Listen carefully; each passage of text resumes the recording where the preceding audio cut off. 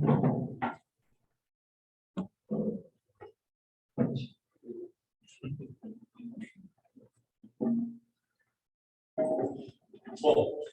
a gente viu no primeiro signo do ano, né, na abertura do ciclo zodiacal, que o signo é Áries. E aí a gente tem aqui em Touro o segundo signo. Em Áries é dito que a semente é lançada. Então é o ponto de início de todo o projeto que vai ser feito ao longo do ano. É a sementinha que carrega em si todo o potencial da árvore, mas ela ainda não é. Então ela precisa de todo cuidado. Né? Ela acha que ela já é árvore, eu acho que já é árvore, mas ele ainda não é. Ele ainda é só a sementinha. E aí, então, a gente entra no ciclo zodiacal, tá? Só para quem não sabe, eu estou falando pausas ali. Está um pouco presunçosos, né, geral. Mas, agora no Touro, a gente tem o segundo signo de terra, um signo que vai trazer todo o potencial para que essa sementinha, então, possa ser fecundada e possa crescer. Então, tem essa citação do livro Astrologia Esotérica, do mestre tibetano, que diz: Touro é um feixe de vida, fluindo a partir do ponto em Áries, e que vai determinar a área de controle da luz. Então, aquela sementinha agora ela começa já a ter uma abrangência, um círculo não se passa, como é falado no esoterismo, que vai determinar a atuação da luz. Né? É um ponto focalizado, agora começa uma expansão desse ponto.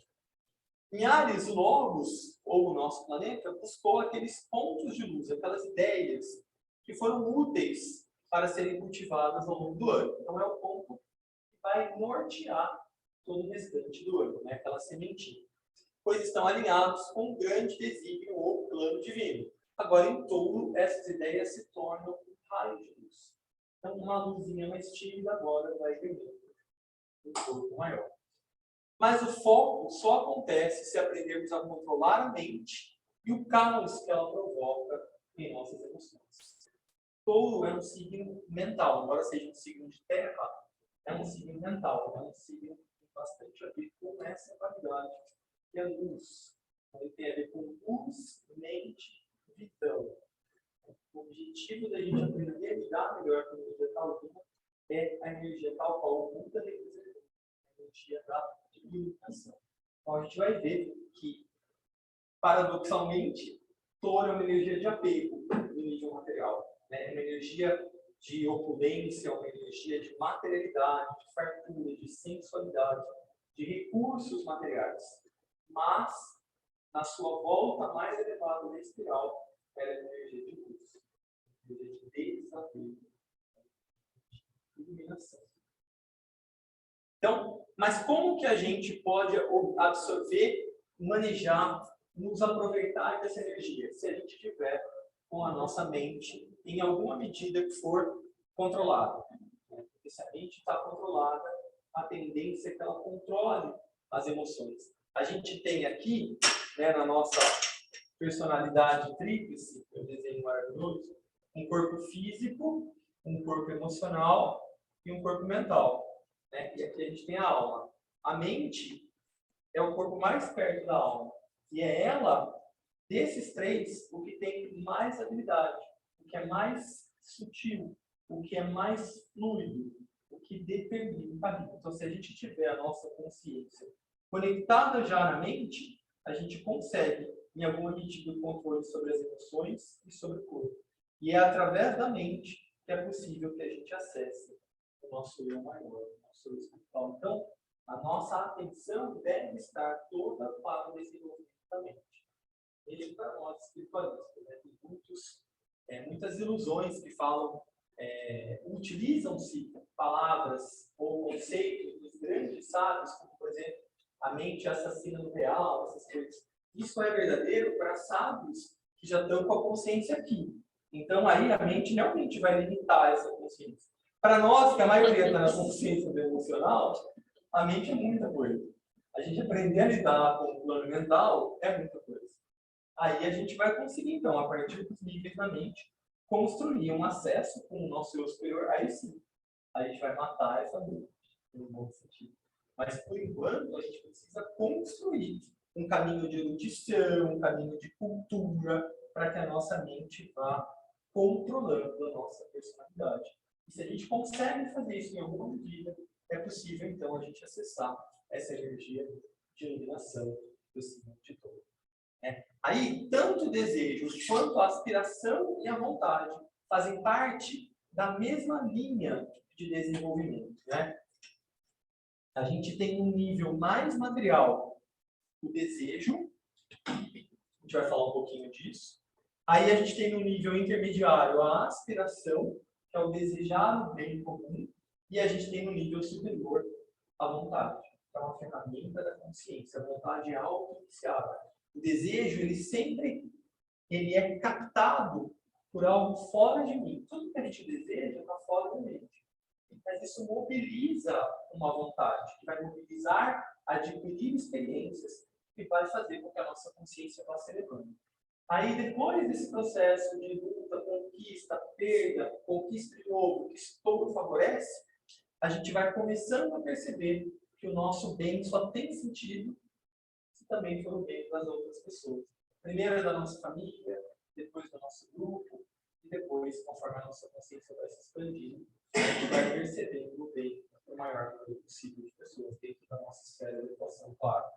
E então, conforme isso vai acontecendo, a gente vai cada vez mais se conscientizando do que é a energia da vontade. E como ela é diferente da energia do desejo. Muitas vezes a gente fala, precisa ter força de vontade, mas a gente está falando de desejo.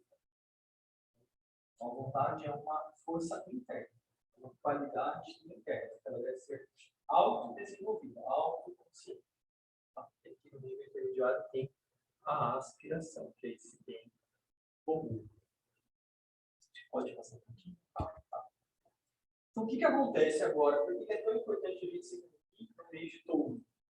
A luz desce para o plano emocional e nossos desejos são impactados. Tendemos a ceder aos desejos por impulso, sem considerar que esses desejos nos ajudarão a seguir um caminho espiritual ou nos afastarão dele. Então, querendo ou não, consciente do festival de Vesak ou não, a humanidade está sob influência da constelação de Touro. E essa influência ela vai ser exercida especialmente no veículo emocional da humanidade e de todos nós também. Então, essa energia de luz ela vai afetar a emoção da humanidade, principalmente o corpo emocional. E como que a gente vai responder? Se a gente estiver vibrando nesse plano mais emocional e sensorial, isso vai trazer para a gente uma busca ainda maior por desejos. Se a gente tiver uma consciência, aquela que eu mostrei, mais ou menos intermediária, isso vai trazer para a gente como uma onda de esperança, por aspiração. Se a gente tiver uma consciência um pouquinho mais desperta, pelo menos nesses dias, essa energia vai trazer uma conscientização, uma iluminação para a nossa mente. Então, percebe? A energia está aí. Ela está aí de qualquer jeito. A gente consegue absorvê-la, captá-la, compreendê-la a partir de onde tiver o nosso nível de consciência. Se a nossa consciência estiver estritamente no material, é o material que vai ser alimentado. Ninguém vai ser iluminado. Pelo contrário, você vai ser levado a consumir mais, a desejar mais, a comer mais. Você está olhando que gosta de comer. A gente vai ver depois por que surgiu isso. E tudo que tem a ver com conforto. Então, todo traz essa energia. Então, é adquirir coisas, é posse, é a beleza, tudo isso tem a ver com tudo. E aí, se a gente tiver com a nossa consciência nisso, vai aumentar. Se a gente tiver com a nossa consciência um pouquinho mais elevada, vai fazer outro efeito. Se a gente conseguir se iluminar em alguma medida nesse período, vai ter um outro tipo de efeito. Percebe? Não tem mágica.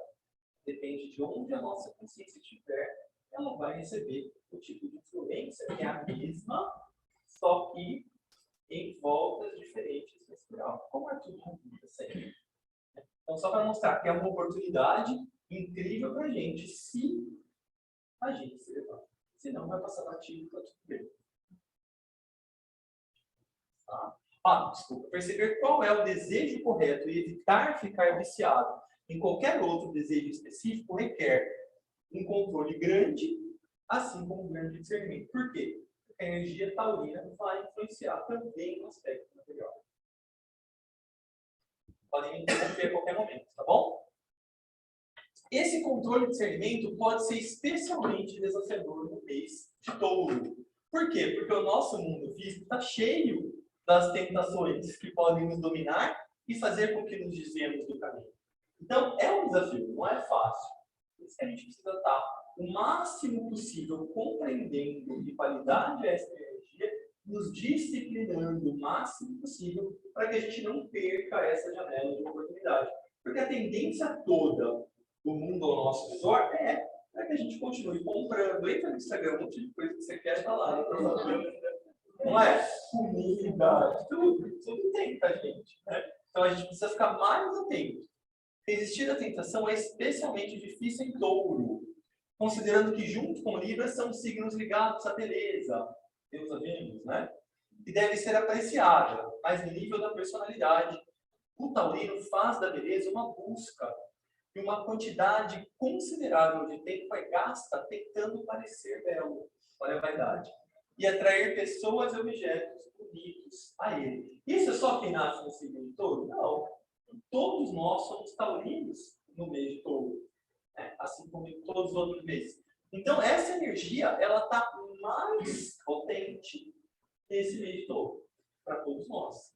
Então, a nossa atenção em relação a essa busca por beleza, ao tentar parecer mais belo, né? A gente é belo de diversas formas, inclusive na externa, mas não só. Né? Então, a gente precisa ficar atento ao que é a beleza de fato. E tudo isso que a gente atrair pessoas bonitas, objetos bonitos, isso é muito taurino. Nesse mês. Levado ao extremo, essa busca pela beleza resulta numa busca por uma vida luxuosa. E quanto mais o touro perseverar na busca por riqueza e por luxo, mais a busca pelo espírito será esquecida. Por quê? Porque você não serve a dois senhores. Né? Se a sua atenção está para cá, está tudo bem, mas você tem que saber que aqui você não está brilhando. Eu não estou fazendo, não é isso, não é pecado, não é isso.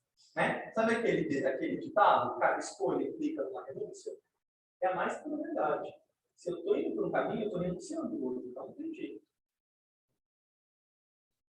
Para obter e reter, olha o apego, os prazeres sensuais e luxuosos que desejam, a personalidade taurina usará a lei da atração em todos os níveis, usando a sedução e até o engano para conseguir o que deseja. Olha como a gente deve se perceber. Como que eu estou me relacionando? Será que eu estou utilizando? Especialmente nesse mês, né? E não só nesse mês, mas nesse mês é de auto-observação para a gente. Mas como é que eu estou me relacionando? Não é só um taurino, não, gente. Como é que eu estou me relacionando? Eu estou seduzindo as pessoas para o que eu quero? Como é que está a minha correta relação com o outro?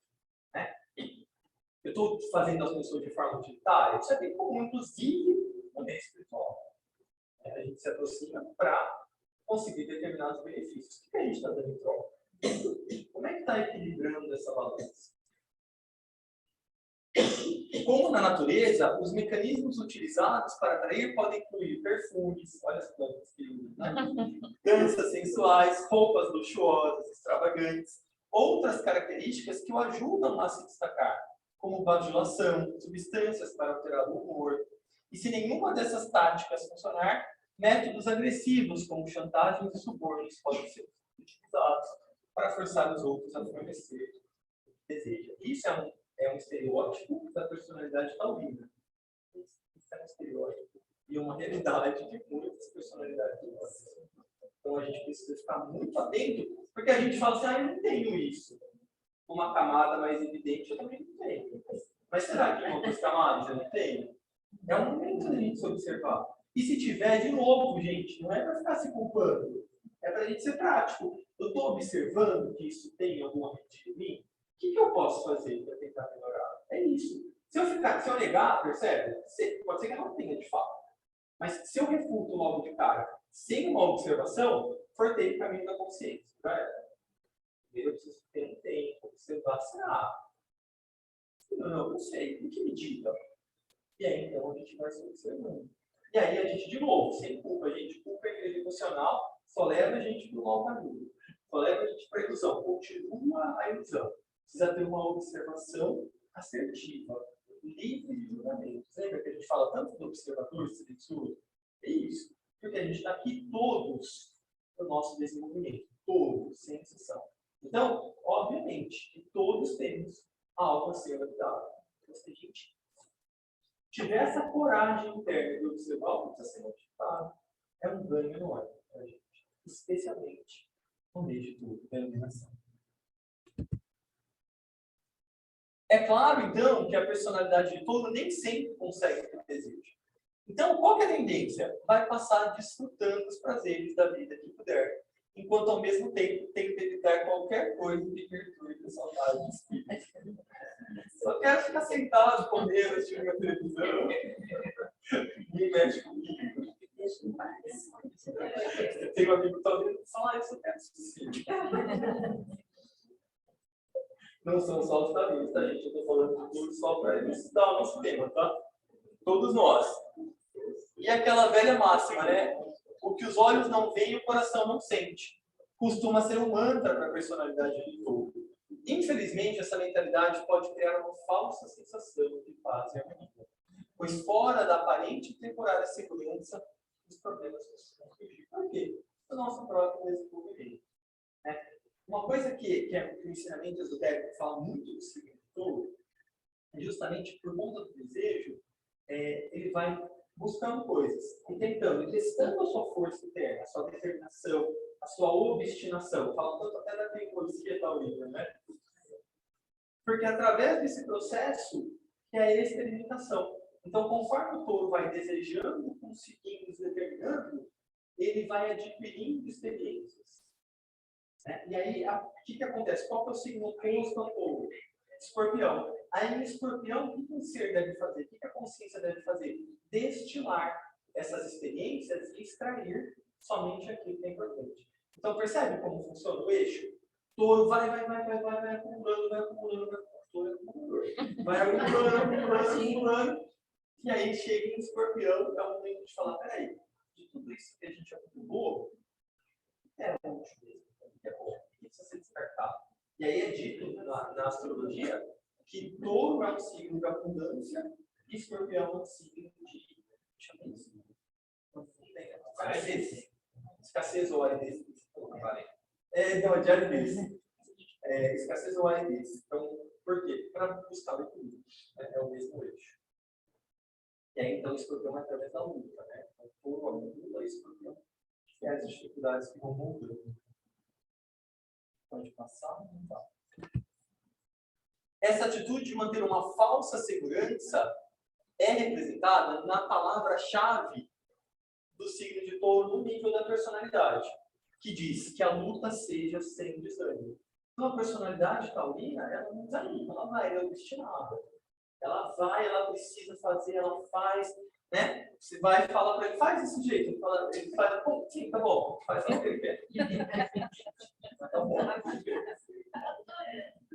Por quê? Mas ele tá ali, ó, porque ele tem uma visão, percebe? Tudo tem a ver com visão. Tudo. Então, mesmo no nível mais material, ele tem uma visão clara do que ele quer, do que ele almeja, ele sabe o que precisa para chegar lá. É claro que sua personalidade mudou bastante coisa.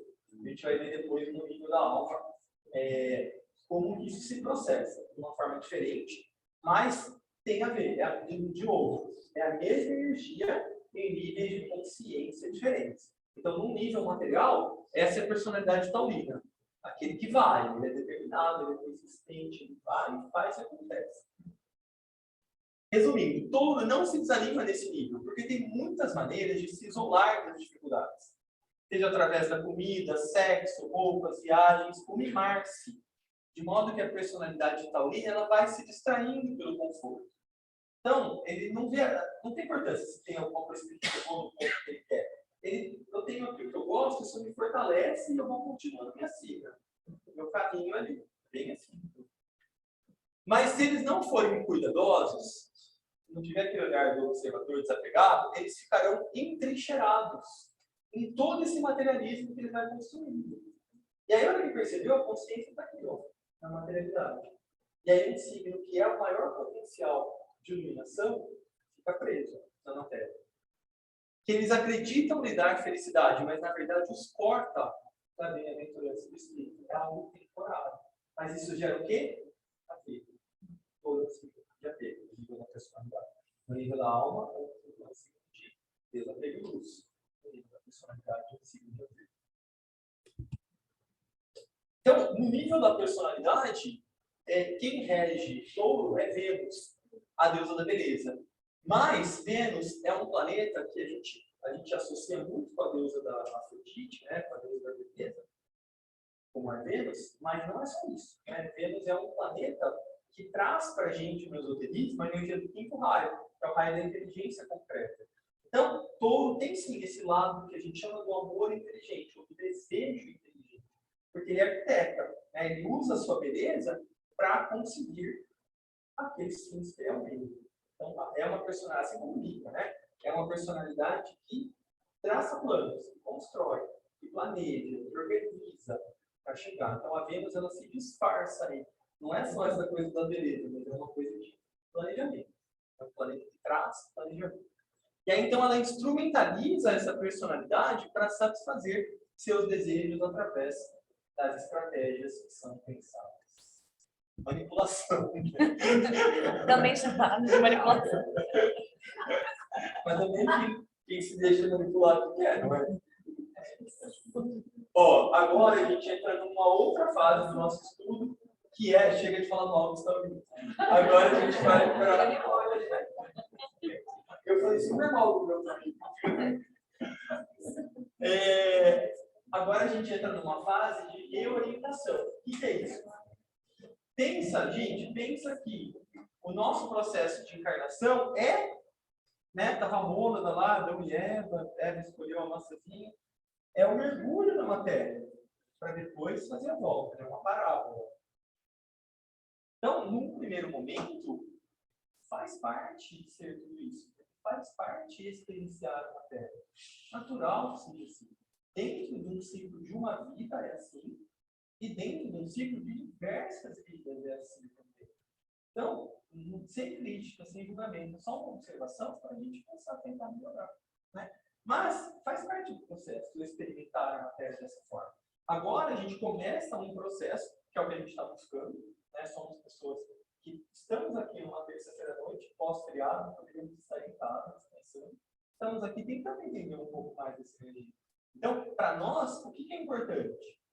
O processo de reorientação, o processo de desidentificação da matéria. Tem um monte de almas ainda em encarnação no nosso planeta que estão no processo de identificação com a matéria. Então, percebe que não cabe a nós qualquer tipo de julgamento ou crítica? Porque cada um tem o seu processo.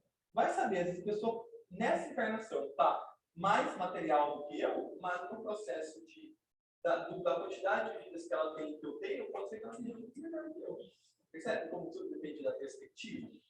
E faz parte envolver-se, identificar-se com a matéria. É um processo. Então, eu não sei em que ponto o outro está. Eu tenho que tentar descobrir em que ponto eu estou. Para eu, então, fazer o meu processo de desidentificação da consciência da matéria para a minha consciência superior. É isso que a gente está buscando aqui. Então, é por isso que é importante. Aí, entrando um pouquinho de história, a gente vive hoje uma transição de uma era de peixes para uma era aquariana. A era de peixes teve início com esse grande avatar, que foi o Cristo, 2000 anos atrás. Antes do Cristo, a gente teve uma era do signo de Áries, de mais ou menos 2000 anos também, cujos avatares foram Abraão e Moisés, a religião judaica, tem muito a ver com o signo de Áries. E antes disso, a gente teve a era de Touro, que foi o ápice da civilização egípcia. Essa era de beleza, de construções, né, dessa riqueza, da expressão artística. Tudo isso foi dito pela era de Touro. Então, o touro era o animal mais reverenciado em todo o mundo antigo, da Índia ao Egito, de 4.000 mais ou menos até 2.000 anos antes de Cristo, onde entrou a era de Áries, depois no ano zero, a era de peixes. E agora a gente está nessa transição para a era aquariana. Então, quando surgiu a Era de Áries, a adoração do carneiro ou o cordeiro sacrificial predominou. Então, o cordeiro e o carneiro eram símbolos muito sagrados para os judeus. O próprio Cristo era chamado assim. Jesus inaugurou a Era de Peixes e alimentou as massas com os 2 peixes e os pães. Pão é um símbolo do signo de Virgem, que é o oposto complementar de peixes. Né? E hoje os peixes estão sendo substituídos pelo homem como um pote de água. Lembra que o nome verdadeiro de aquário não é aquário, é água dele. Tá? Aquário pode trazer uma confusão. Eu gosto muito dessa história. Porque parece um lugar que põe o peixe, né? E não é nada disso. Tem a ver com o aguadeiro, aquele que dá água aos que têm sede. Isso é o verdadeiro signo de aquário. Um fluxo, né? Não aquário. Exatamente. Reservado. E é isso, né? O Cristo falou sobre isso. Quando ele passa pelo processo de ressurreição, que os discípulos não conhecem ele, quando ele está partindo o pão, os discípulos não conhecem ele, né? Pela aparência, eles não reconhecem. E aí ele fala, como você vai voltar?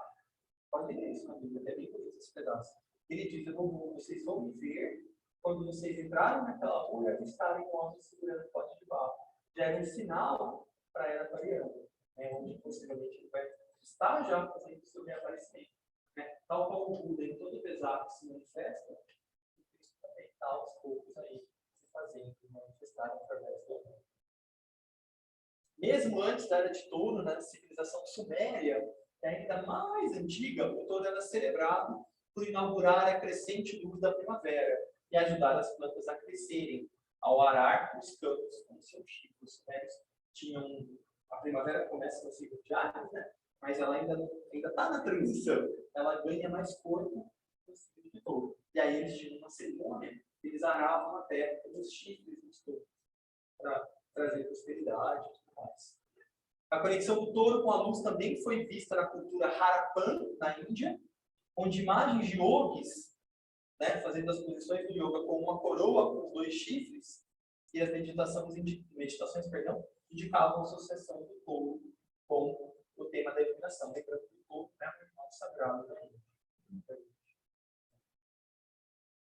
Aí, também, mesma coisa, a cabeça do touro tinha que ser amarrada, enquanto a pessoa lavrava a terra. Tá, essa é uma curiosidade. A mesma coisa, né? O touro, da mesma forma, influenciou os yogis, especialmente porque o touro era representado com o seu age nascido, né? Com a luz brilhante aqui na testa. A gente vai ver melhor o que é isso.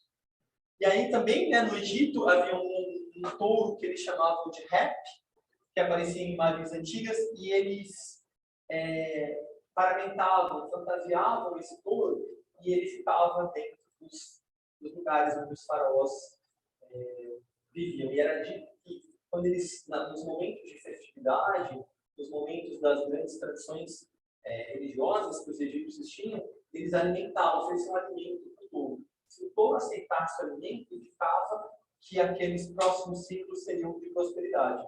Se o touro rejeitasse o alimento, eles acreditavam que iam ser tempos de escassez.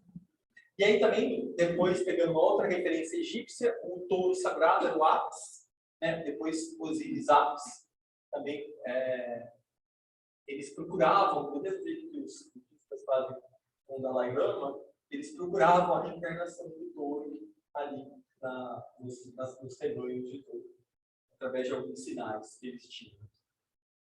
A gente passar, tá? Isso é só curiosidade, para a gente entender um pouquinho a simbologia, né?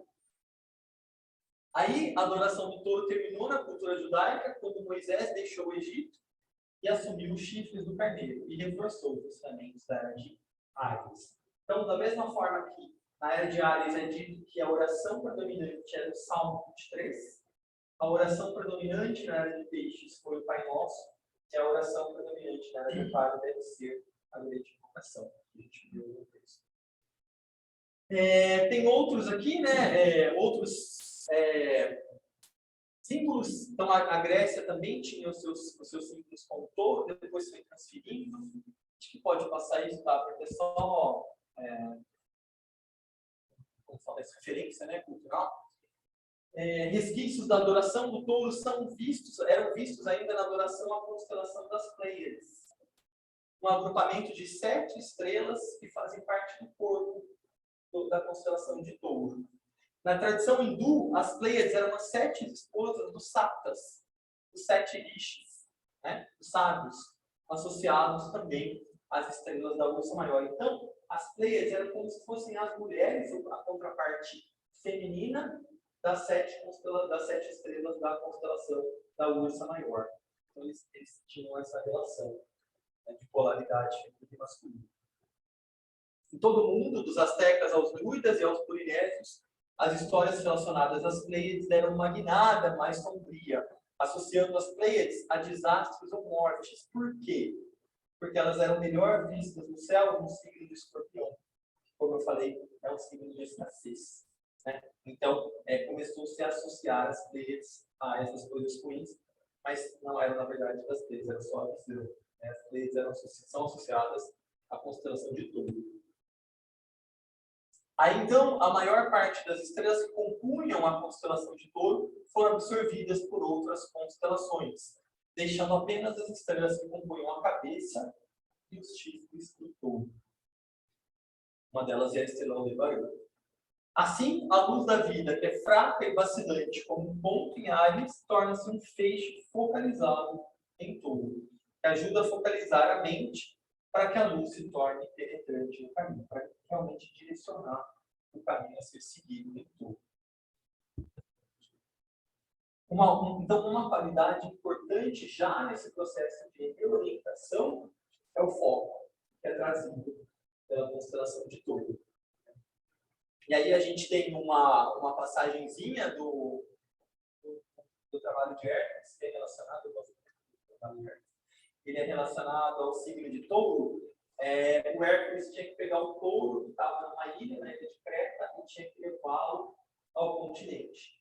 Isso significa, esotericamente, a gente transferir os nossos desejos pessoais, a ilha, para o touro. Então, o trabalho de Hércules era transformar nele mesmo os seus desejos em aspiração.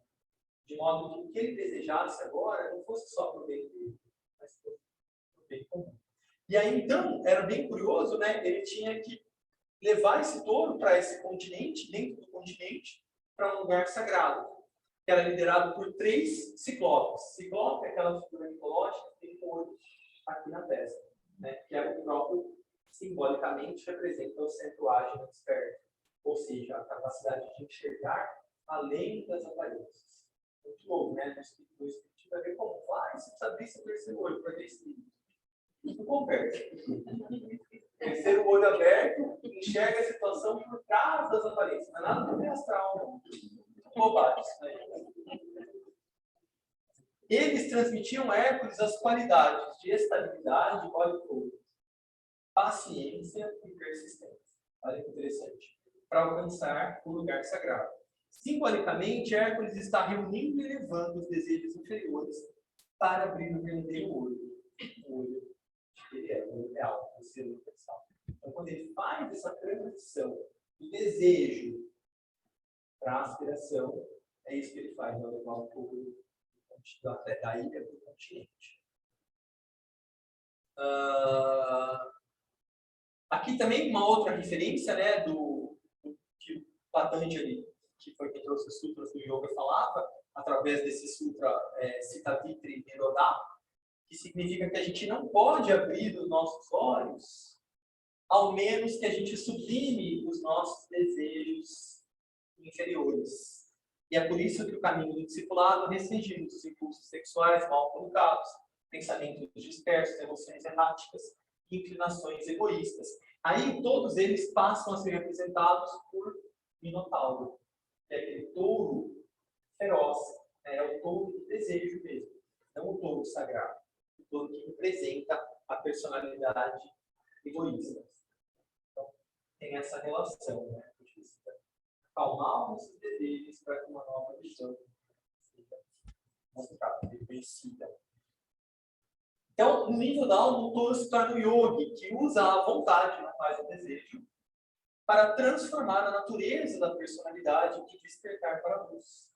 Então, é por isso que a gente quer trabalhar na lua cheia do Festival do Pesar, com esse mantra, que diz assim: eu vejo, e quando o olho está aberto, tudo é luz. Então, Touro traz para a gente essa oportunidade de visão, de que a gente tenha uma perspectiva mais ampla sobre a vida, de que a gente enxergue sobre uma perspectiva maior, uma proporção mais correta. Ele traz essa visão mais ampla. E aí, então, quando o olho está aberto, tudo é luz. Por quê? Porque está dentro do plano divino. Tudo está dentro da mais perfeita ordem. E nada fora de ordem. Todo sofrimento, tudo isso é transitório, tudo isso tem uma finalidade, tudo isso tem um propósito, que é a revelação da luz. E se a gente consegue, olha a importância do Festival do Pesar, a gente consegue se conectar com essa energia de luz, de enxergar com mais amplitude, a gente tem a oportunidade de trazer isso para todos os campos do desenvolvimento. Quando a gente não enxerga, imagina se a gente tivesse uma luz apagada aqui. Como é que a gente ia caminhar aqui no Gael? A gente ia caminhar tocando, pegando, apegando. Quando a gente enxerga, quando acende a luz, não precisa tocar mais nada. Percebe que o caminho com mais segurança, com mais certeza, com mais liberdade? É isso que a luz faz. A luz faz a gente enxergar e, portanto, se desapegar. Portanto, caminhar com mais certeza, sem medo, sem acúmulo, né? Porque a gente sabe que está por vir, que tudo é o nosso desenvolvimento. Então, a energia de Touro, ela vem trazer para a gente essa amplitude de visão, ver numa perspectiva mais ampla. Traz uma verdadeira estação para todos nós. Então, o que acontece? Movendo-se através de estados progressivos, vemos quem nós somos de verdade. Descobrimos o real. Com o conhecimento do que é real, desenvolvemos a sabedoria, que nos ajuda a ver e dissipar ainda mais os encantos e desejos egoístas da personalidade, que aprisionam a mente e causam o cerceamento da liberdade. Pensar e descobrir. Com iluminação, com a capacidade de iluminação, a gente tem a capacidade de pensar com mais liberdade e exercer o nosso livre-arbítrio. Se a gente está dominado pelos nossos desejos, não existe livre-arbítrio. Tudo que a gente faz é para manutenção da nossa vida de possibilidades. Isso não é livre-arbítrio. É uma reação ao que já está estabelecido. Então, Touro é um signo de terra e é um signo da cruz fixa. O que é a cruz fixa? É a mesma cruz que tem Touro, Escorpião, Leão e Aquário. Ele é um signo de terra e fixo, né? Mas aqui os dois. Que ajuda a cultivar a vontade e a disciplina para desalojar os hábitos da personalidade. Então, olha que legal. Além dessa possibilidade de iluminação, a luz, a energia taurina, ela nos dá a força e a persistência para a gente realmente fazer escolhas, para mudar de hábitos, para adquirir hábitos mais saudáveis, que estejam mais de acordo com o nosso nível de consciência. Então, é um momento excelente no ano para a gente fazer escolhas novas, para a gente colocar novos objetivos, especialmente, lógico, né? Porém, também, não só pessoal, mas também com o maior número possível de pessoas. Aí também ele representa os impulsos espirituais que foram lá trazidos para a gente em Capricórnio, que é o topo da montanha, né? Foram vislumbrados em Capricórnio, se transformaram em ideias arquetípicas em Aquário, fluíram para toda a humanidade em Peixes, foram trazidos para a mente em Áries, então agora podem ser fixados no plano emocional, onde os desejos se tornam fixos. Ele é um signo de elemento terra. A terra tem a ver com a consciência descendo para o aspecto material. E aí, em Virgem, quaisquer apegos rígidos à matéria devem ser dissecados, quebrados, analisados, distribuídos. Virgem tem essa capacidade mental, né? Em Capricórnio, tem a compostagem dessas velhas ideias.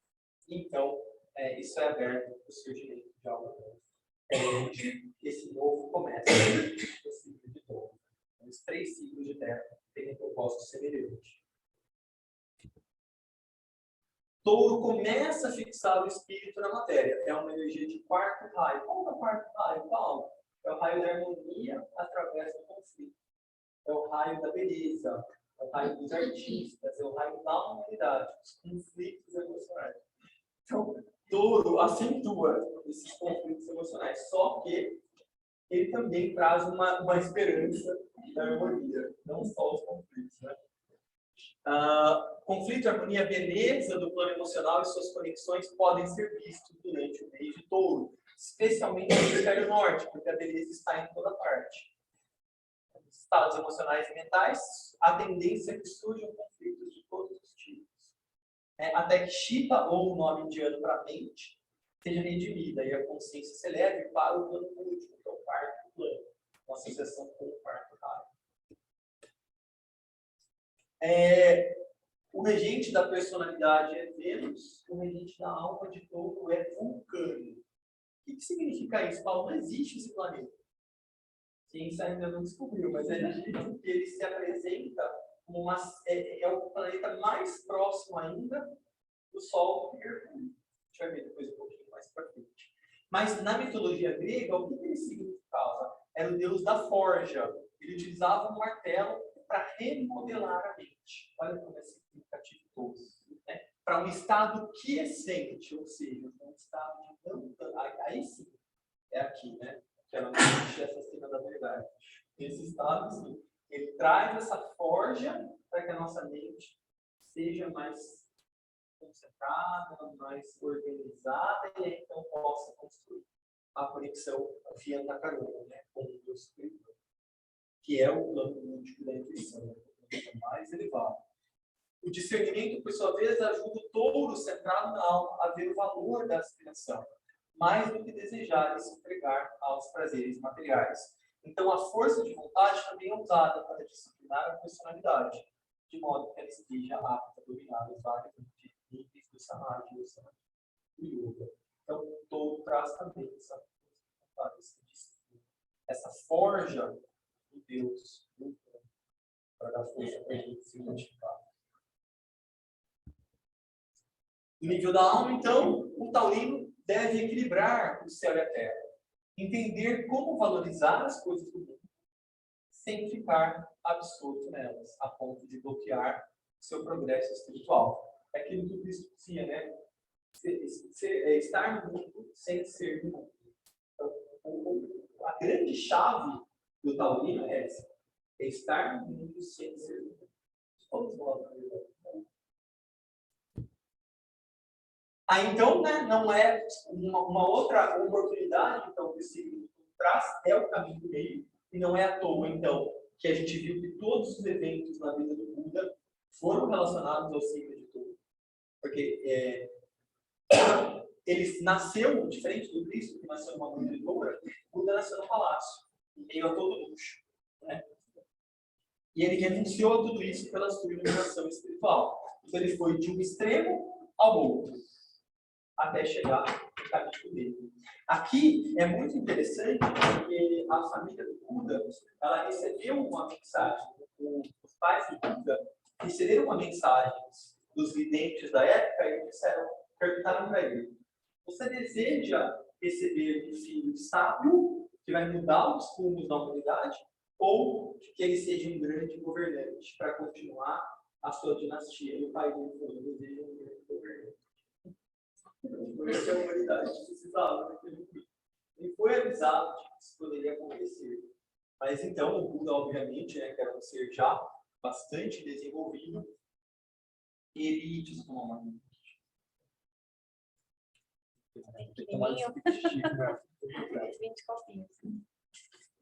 Então, o que acontece? Mas, obviamente, tudo isso, gente, é simbólico também, né? A gente não deve se enganar com a aparência das coisas. Isso é simbólico. O fato dele ter nascido em um palácio e depois ter ido para o outro extremo, onde ele fica jejuando na mais extrema restrição, tudo isso é simbólico para mostrar para a gente justamente o caminho do meio. E aí, o que acontece? Né? Tem uma passagem clássica em que ele está observando ali, meditando, onde ele consegue a iluminação, onde ele obtém a iluminação, ele está ali meditando na beira de um rio e desce um barqueiro. E nesse barqueiro tinha um professor, um instrumento de corda, ensinando para o seu aluno. E aí o professor fala para o aluno, olha, você precisa apertar na medida exata. Se você apertar muito, quando você for tocar, vai quebrar a corda. E se você apertar pouco, não vai dar a tensão do som necessário. Aí o Buda tem esse insight e tem todo o seu desenvolvimento sobre o caminho também. Aí ele volta para o palácio e significa então ele estabeleceu o que a gente conhece até hoje como caminho. Mas esse caminho não é realmente um caminho para equilibrar o modo de ser material e espiritual, mas sim de produzir a síntese, né? O que a gente sempre fala sobre o triângulo, porque se eu tenho um caminho aqui, e eu tenho um caminho aqui, o caminho do meio não pode ser aqui. Né? Ele precisa ser uma síntese dos dois. Precisa ser um ponto de unificação a partir das polaridades. Por isso que o triângulo é um símbolo tão utilizado nos meios espiritualistas em geral, porque ele significa justamente a síntese. O que é o triângulo? Igual eu sempre falo no acolhimento, uma montanha. Por que todos os acontecimentos na vida do Cristo se deram no alto da montanha? Porque para subir a montanha eu preciso me desapegar. Eu vou, através da moderação, deixando as polaridades de lado. Eu vou construindo um caminho de desapego e síntese. No alto da montanha, eu consigo ver o que está aqui e o que está aqui. Lembra? Quando eu abro o olho, tudo. Se eu estou aqui, eu não consigo ver o que está aqui. Do outro lado da montanha. Eu consigo ver a minha realidade. Eu acho que é um. Aqui é mesmo coisa. Por isso que a gente tem um mundo tão polar. Se você não vai no meu time, você compra bem. Essa polarização baseada no corpo emocional. E se a gente não for fazendo o nosso processo de desapego, de moderação, para chegar na síntese ou nesse caminho do meio, a gente não vai comigo. E o caminho do meio é essa síntese, e o que ela significa? Quando eu tenho toda a visão, significa que às vezes eu vou precisar estar nessa polaridade. Às vezes eu vou precisar estar nessa. Percebe que não é estático? Ele abarca tudo. Cada coisa na sua hora necessária. Por quê? Porque ele está desidentificado. Isso que a gente fala tanto, ele se desidentifica nas nossas meditações. Porque quando a consciência não está identificada com uma polaridade com a outra, ela consegue identificar. E aí sim, ela vai ocupar hora esse papel, hora esse, e a coisa com necessidade. Porque existe verdade, existe desidentificação. Aí então, né? O que o Buda falou pra gente? Só apagar um pouquinho. Alguém sabe? Qual foi, talvez, o ensinamento mais importante do Buda? Não falei no acolhimento, hein? As 4 nobres verdades. Alguém sabe? Alguém lembra quais são elas? Bom, a realidade do sofrimento.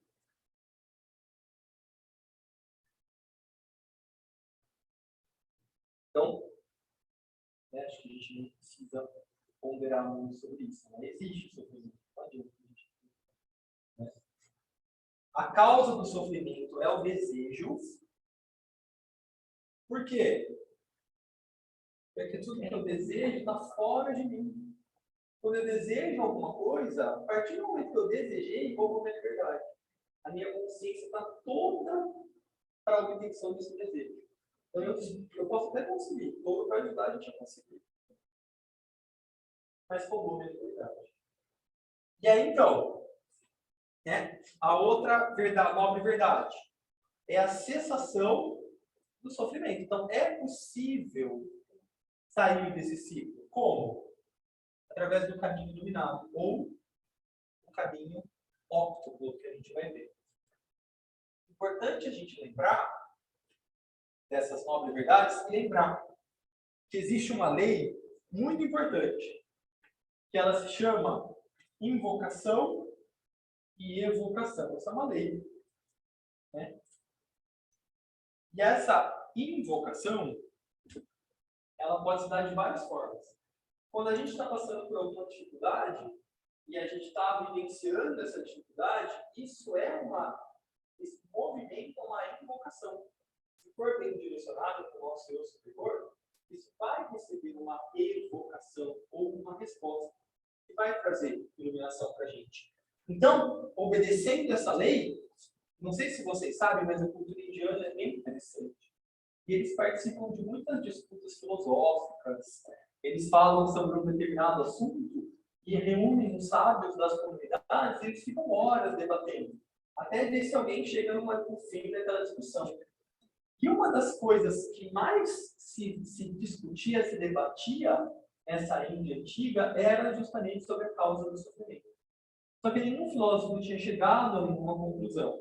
Então, todo esse movimento de pensamento, reflexão, estudo era muito sincero, muito honesto. Então, estudo foi uma demanda invocativa. E aí, qual foi a evocação? Ou a resposta da hierarquia dos seres? A vinda do Buda. Obviamente que o Buda já era um ser livre do samsara. Toda a historinha que alcançou a iluminação desse jeito. É igual o Cristo, toda história. Porque já eram seres que já tinham passado por isso em outros momentos anteriores. Mas a vida do Buda foi uma evocação ou uma resposta para o pensamento da humanidade. Por isso que, quando a gente se reúne, se a gente conseguir se reunir cada vez mais pessoas ao redor do planeta, com línguas diferentes, com culturas diferentes, se a gente conseguir construir uma rede consciente, invocativa, através da meditação, obviamente, a resposta vai vir porque isso é uma lei, não é o Paulo que está falando, percebe? É uma lei que rege a humanidade. Invocar, só que a invocação tem que ser primeiro. A gente já quer coisa pronta, né? Mas a invocação, igual o Cristo, que é aquele quadro, você tem que abrir do lado de Deus. É um iniciador, porque nós estamos vendo isso lá. Então, o que acontece? A gente precisa cada vez mais ser consciente na maneira como a gente invoca. Porque a gente vai ganhar tempo, a gente vai ser mais efetivo, diminuir o sofrimento. E aí, então, a gente conseguir ter olhos de ver para ver essa resposta educativa. É isso que a gente quer conseguir. Criar uma demanda evocativa na comunidade toda. Porque percebe? Como eu falei na reunião da terça passada, a lua cheia não é um evento do Brasil, do Gael, do Espiritismo, é um evento planetário. A lua está cheia no globo inteiro. Claro que vai ser possível avistá-la à noite em momentos diferentes, de acordo com o fuso horário. Mas ele é um evento planetário. Então, acaba qualquer tipo de separatividade. Não importa se é budista, se é cristão, se é muçulmano, se é judeu, se é zoroastrista, ou se é bahá'í, qualquer coisa. A Lua está aí, é um fenômeno planetário. Então, é dito que a nossa religião ela vai se basear em eventos planetários. Por quê? Porque é comum a todos, não a um ou outro. Então, a importância do Festival do Pesar é que a gente construir uma demanda invocativa para os grandes seres, para que haja uma resposta desses grandes seres, que pode ser através da iluminação da humanidade. Tá? Aí, então, o que queria dizer esse caminho óptimo do Buda? Uma compreensão correta, aspiração correta, fala correta, ação correta, meio de vida correto, esforço ou intenção correta, atenção correta e meditação correta. Uma coisa leva a outra. Então, é a partir da adoção desse caminho óptimo que o sofrimento pode ser cessado, segundo o só isso. Tá fácil.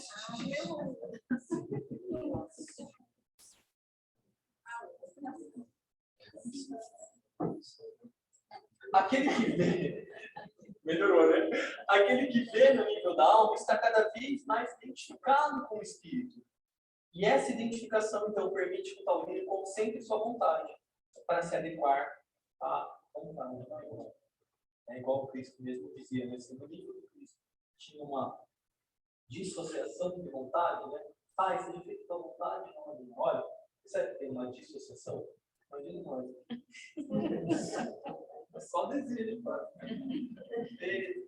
Não vai melhorar. Mas por um entendimento cooperativo, baseado na visão clara do que é necessário para curar a vontade também, revelar o desejo divino de beleza, simples e livre expressão, que se encontra no coração de todas as formas. Então, Touro traz para a gente essa possibilidade de beleza, de revelação, né? Toda a forma, toda a matéria, ela vela, ela oculta algo de espiritual. Percebe? É a mesma coisa em estados diferentes. Então, Touro ajuda a gente a enxergar através das aparências. Por isso que tem associação com o centroide. Porque o centroide não é um espírito. Enxergar além das aparências. Enxergar a beleza na forma. Enxergar essa divindade inata, essa livre expressão que está no âmago de toda a matéria. Então, né, de novo, o Vulcano também é um regente no plano monádico. Né? Aí que eu coloquei, né, o planeta mais próximo do Sol é dito, né, que os cientistas identificaram, de certa forma, como centenas de asteroides entre Mercúrio e o Sol. Eu li isso num artigo, mas ainda... falam também que ele ainda não foi descoberto, porque a qualidade de energia que ele traz é uma energia muito potente que ainda a humanidade não sabe trabalhar. Então, quem sabe, né? Com mais VESAPs, a gente vai conseguir se habituar com ele. Então, de novo, né? Ele é aquele martelo que forja, que molda. Então, transformar tudo que a gente cria em algo que seja útil para estabelecer uma nova era de ideias, de sabedoria, de beleza. Né? Então, aí uma coisa legal, né, é dito que o taurino tem que resistir à influência de isolamento que Vulcano impõe. Vulcano, por ser um planeta de primeiro raio, por ser um planeta tão avançado em consciência, ele impõe um certo tipo de isolamento, um certo tipo de recolhimento. Acho que a gente vai ver melhor no próximo slide. Então, uma oportunidade que se apresenta para a gente é encontrar essa unidade mesmo no isolamento. Essa tendência ao isolamento ela pode ser vista na vida de muitos místicos. Eu tenho certeza que cada um de nós, em algum momento, tem vontade de ficar isoladinho, quietinho, né? Falar, passar um ano sabático. Tem um amigo que foi morar no mosteiro em Portugal. E foi bom. Ele tá lá. Eu vou visitá-lo, velho. Não, ele foi embora. Mas assim, eu vivi em vários momentos da minha vida com bem vontade de ir para esse lugar. Mas não é o momento, né, dessa encarnação. Não é o momento. Então, como é que a gente pode ver? Né? É possível a gente vivenciar num período de isolamento a unidade, que também em unidade a gente também consegue, né, ter a nossa própria individualidade. Aí tem dois trechinhos desse livro também, Astrologia Esotérica, que dizem-nos que nas profundezas do isolamento, a pessoa sabe o que deve ser feito. Todo desejo, exceto de servir ao plano, é renunciável. E à medida que a função particular a serviço do plano é revelada, toda a vida é dedicada a materializar na Terra. Então, o Touro traz essa possibilidade de visão e de reconhecimento, em alguma medida que seja, de qual é o nosso papel nesse grande plano que a gente vive hoje de uma nova construção para uma nova era. Aí, de novo, um outro trechinho desse livro que se relaciona a Touro também. Isso só pode acontecer quando o Touro, centrado no espírito, está totalmente isolado, mas em união com toda a vida na Terra. Sabendo disso, ele forja os instrumentos, a sua própria personalidade. Mental, né? Mente, emoção e corpo, e cria a chave que abre o mistério da vida. Ele faz parte conscientemente desse plano de regeneração planetária. Resultado final, então, né? esse centro que a gente conhece como Shambhala. O touro centrado no espírito torna-se um agente de Shambhala. Isso não é para nós, tá, gente? Agora o touro usa a luz penetrante do caminho para focar a luz e revelar aos outros o que está dentro de cada um e nos seios do espírito. Estou falando que não é para nós, porque assim, né? Não me interpretem mal, por favor. Só um spoiler. É só um spoiler. É que assim, né, a gente tem que almejar sempre o melhor, mas a gente precisa saber, né? De algumas coisas.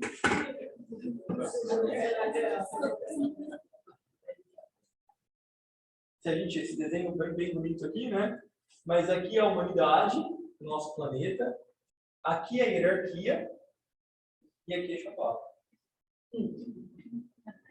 Aqui, nesse ponto de intersecção, é um novo grupo de servidores do mundo. E nesse grupo nesse ponto de intersecção, o esoterismo chama de Nirmanakayas. Posso? Mas tá horrível esse desenho, viu? Viu, Lira? Mas tá bom.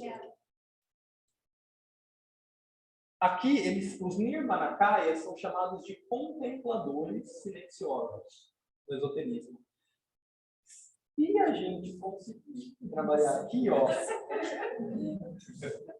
Ótimo.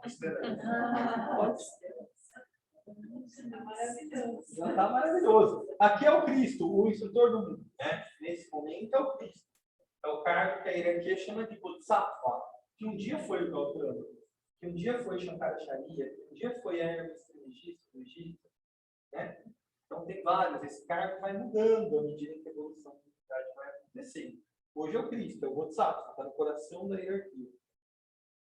Buda já não está mais nem aqui. Ele já está em outros planos. Então, o que acontece? Mas ele coopera ainda com a evolução do nosso planeta. Né? No final da sua vida, ele dizia assim, uma passagem que eu acho tocante. Quando ele está conversando com o seu discípulo Ananta, ele já está se preparando para o seu desencarne, né? E o Ananta fala para ele, agora você vai ter um plano. Você vai para o paraíso nosso. Então, o Ananta fala, não. Eu vou estar nos portões do plano. E eu só vou adentrar os portões no último ombro, no último ser humano passando.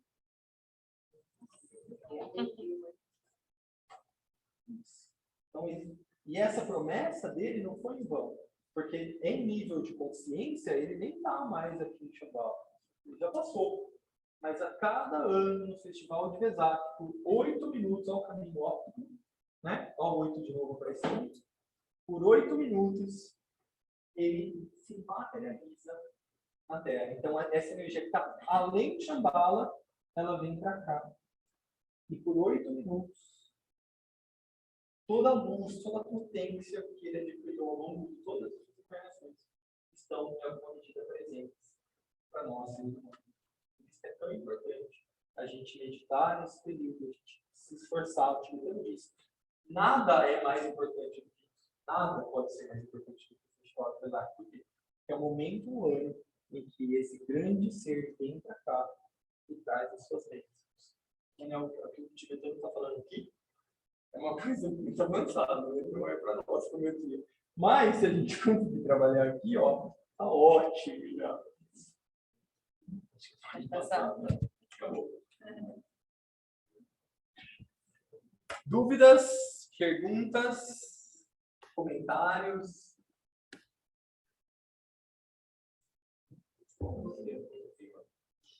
Oi?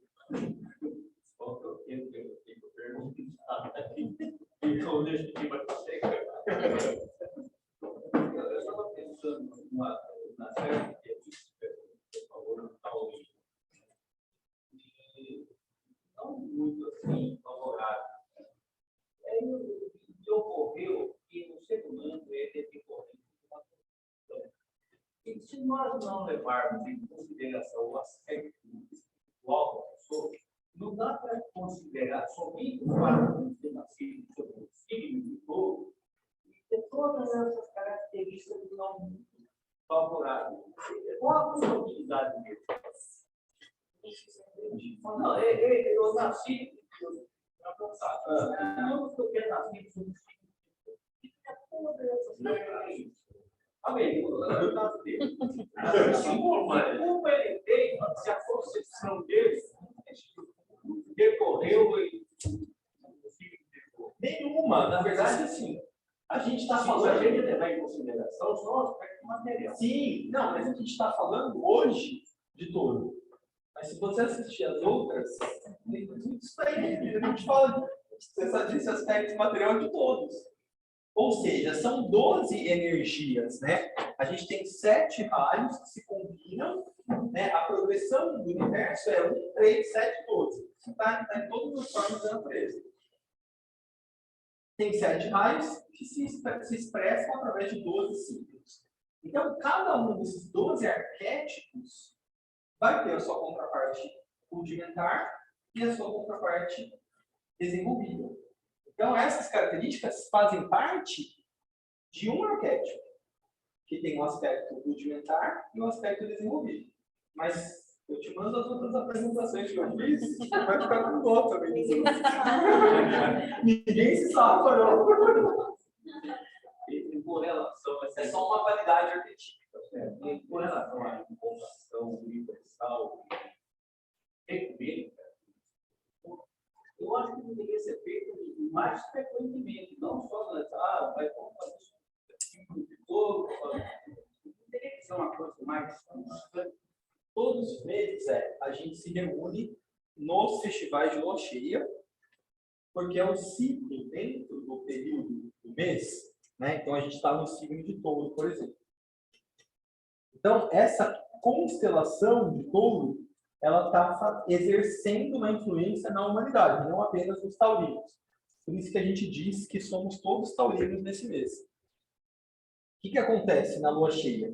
O Sol está aqui, a Terra está aqui, né?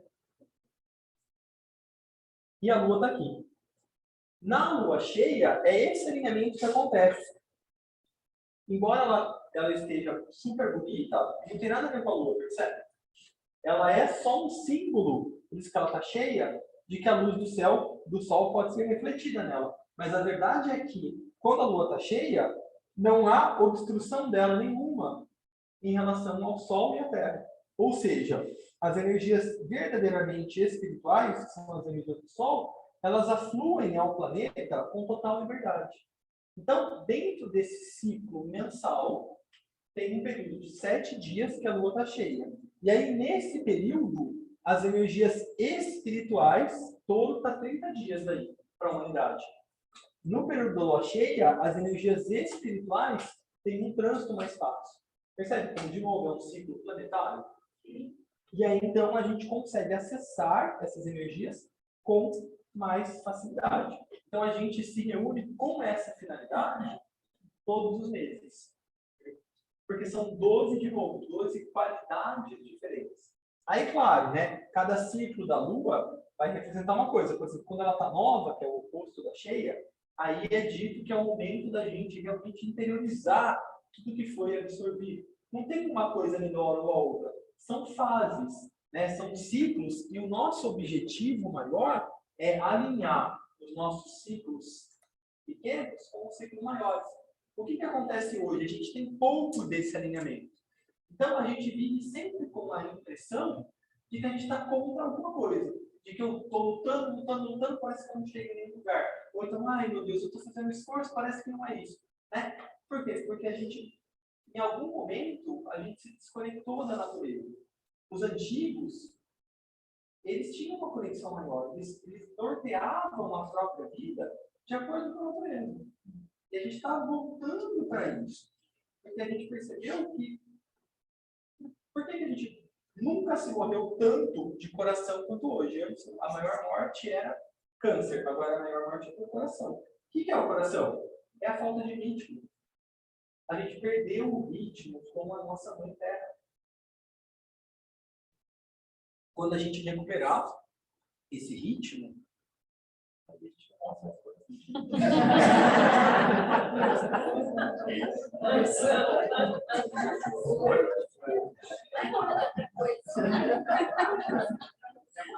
Aí vem a próxima.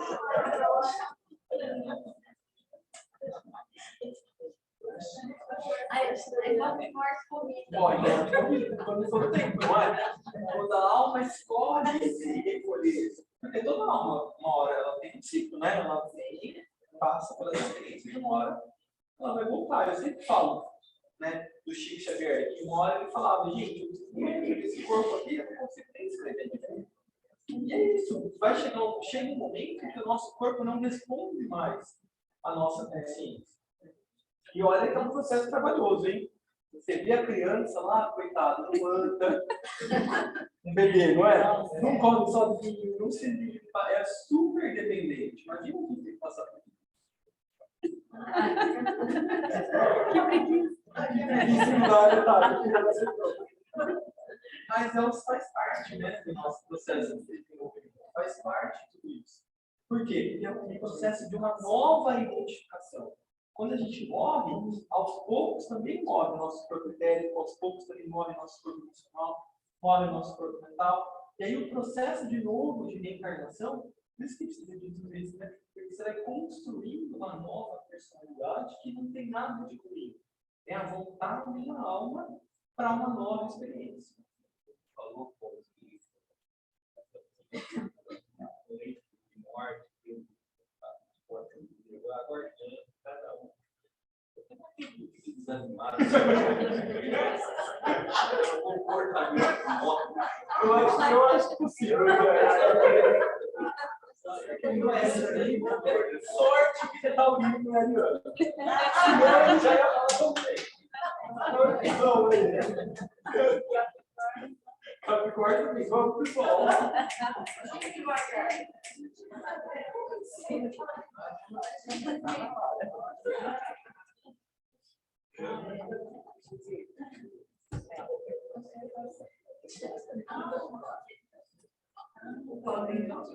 Todo mês você faz essa apresentação cada signo e a gente pode ver. Claro.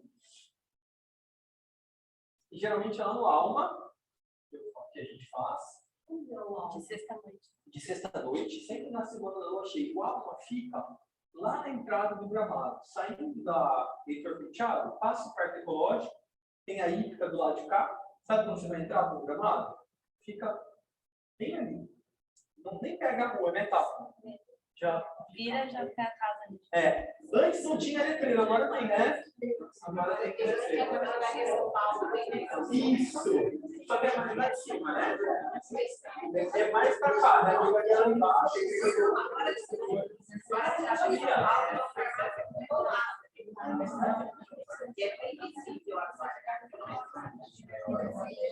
O Alma é um espaço muito especial, lindo, né, tá? A Tá trabalha lá, né? A Thalita trabalha lá. É lindo e a dona do espaço é uma amiga muito querida. E aí a gente tem, eles cedem para nós gratuitamente.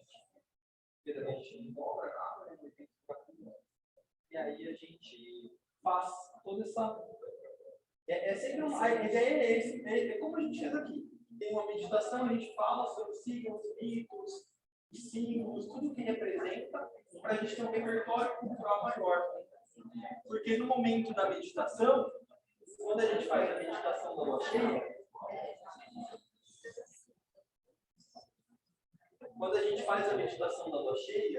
tem um momento, uma etapa da meditação, que a gente reflete sobre o pensamento semente.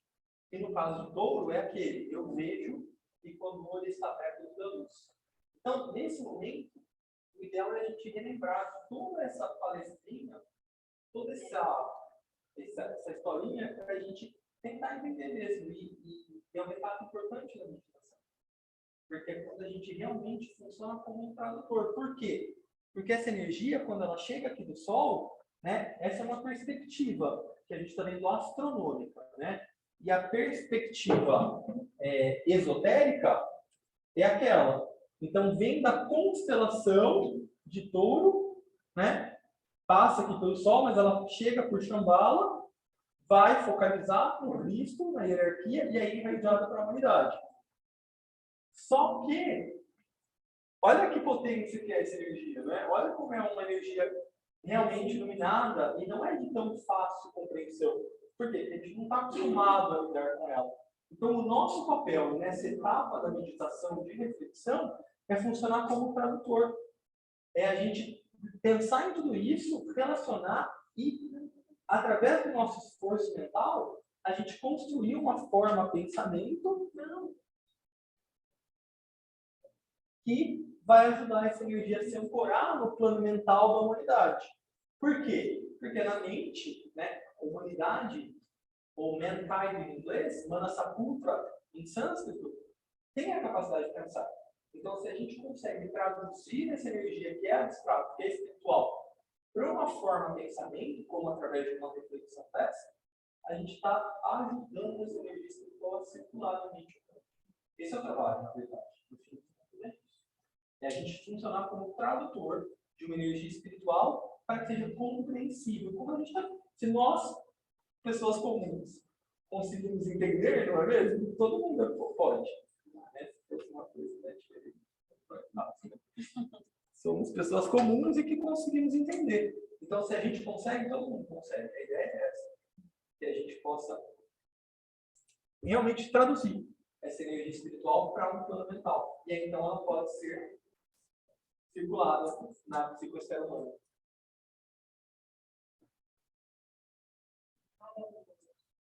A partir de quantos anos você percebeu sentir essa capacidade? Eu vivo aqui estagnada, você não tem ideia. Olha, Tem que fazer aqui, olha para fora do meio.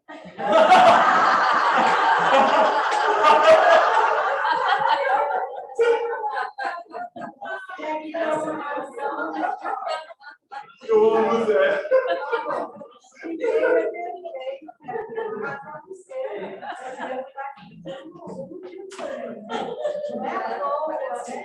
Gilda, você é muito inspiradora.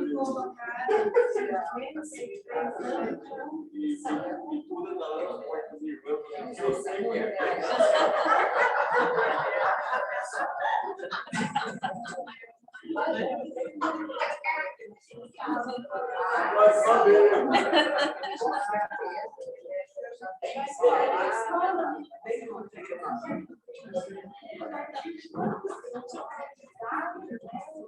conhecimento tão grande, então, eu fico assim, meu Deus, mas são pessoas assim. Nada, eu só gosto de estudar. Eu sei, mas e no momento que fez tchum,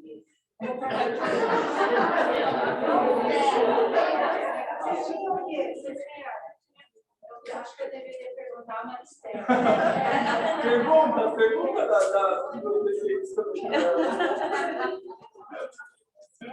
eu não sei, eu acho que eu sempre gostei dessas coisas, desde que eu não sei precisar um nome que eu acho. Gente,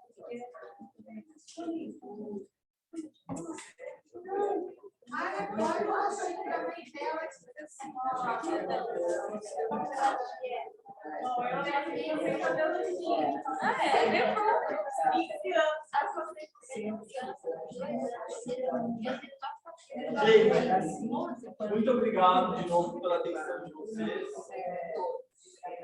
Ó, amanhã a gente já começa na vibração do festival. Então, quarta e quinta, lembrando, são os dias de purificação e desapego.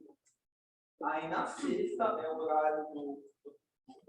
Quem puder, está super convidado. A gente vai lá no Alma Sagrada na sexta-feira, da 1h30 às 2h45. A gente vai também fazer.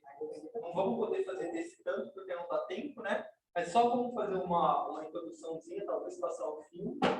E aí, para a gente estar meditando no horário exato do casamento.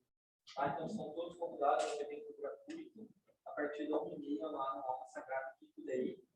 Vai ser muito bom para a gente. Ah, que legal! Para a gente poder fazer tudo isso, né? Com mais potência. Tá bom? Muito obrigado.